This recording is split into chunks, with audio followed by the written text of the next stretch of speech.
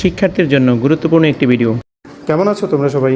ভালো আছি, আপনি কেমন আছেন? আলহামদুলিল্লাহ, আমিও ভালো আছি। আজকে আমরা বাংলাদেশ সম্পর্কে অনেক গুরুত্বপূর্ণ কিছু তথ্য জেনে নেব।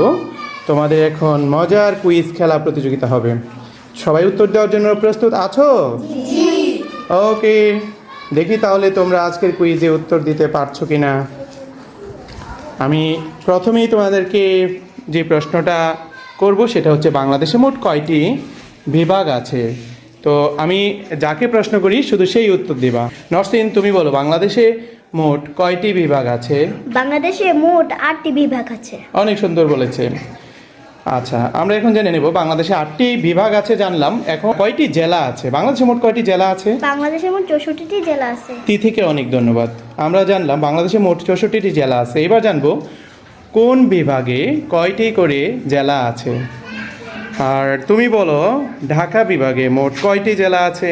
ঢাকা বিভাগে মোট 8টি জেলা আছে। খুব সুন্দর হয়েছে। এবার জেনে নেব চট্টগ্রাম বিভাগে কয়টি জেলা আছে। তুমি বলবা চট্টগ্রাম বিভাগে মোট কয়টি জেলা আছে? চট্টগ্রামে 11টি জেলা আছে। গুড। রাজশাহী বিভাগে মোট কয়টি জেলা আছে?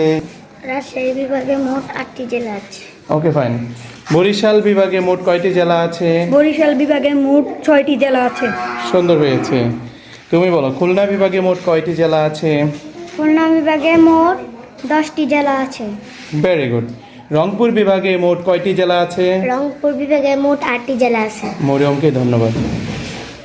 রাফি, তুমি বলো সিলেট বিভাগে মোট কয়টি জেলা আছে? সিলেট বিভাগে মোট 4টি জেলা আছে। সিলেটে মোট 4টি জেলা আছে। ময়মনসিংহ বিভাগে মোট কয়টি জেলা আছে? ময়মনসিংহে মোট 7টি জেলা আছে। আবার বলো।